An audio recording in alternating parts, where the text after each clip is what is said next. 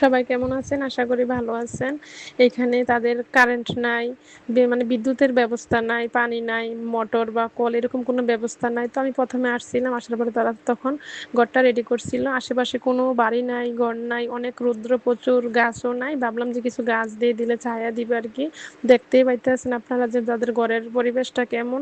আলহামদুলিল্লাহ, আল্লাহর কাছে শুকরিয়া। আল্লাহ চাইলে কি না দিতে পারে। তো কিছু গাছ আনলাম তাদের জন্য। গাছ তো ছায়াও দেয়। ফল খাইতে পারে সবাই, গাছের নিচে বসতে পারে, ছায়া দেয় আরকি।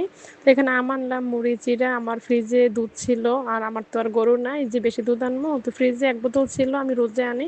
তো ১ বোতল দুধে আপুর জন্য নিয়ে আসলাম। উনি আবার প্রেগনেন্ট, সবাই দোয়া করবেন ওনার জন্য। অনেকদিন পরে বাবু হইব আরকি। সবাই দোয়া করবেন ওনার জন্য, মন থাইকা দোয়া রইল আরকি। তো এখানে আসার পরে দেখলাম অনেক পুঁইশাক গাছ, গাছগুলো এত ভালো লাগতেছে।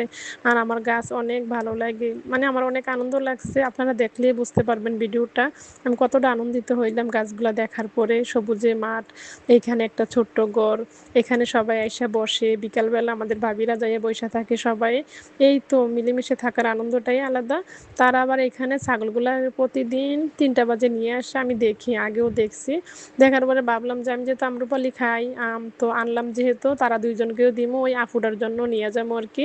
অনেক খুশি হইছে, মন থেকে অনেক খুশি হইছে, আমার জন্য দোয়া করলো। কিভাবে দোয়া করব তারা বুঝতে পারতেছে না। একজন এদিক দিয়ে মাথায় মুছা দেয়, এদিক দিয়ে আরেকজন। তো এই আরকি। আজকে এতটুকুই। আল্লাহ হাফেজ।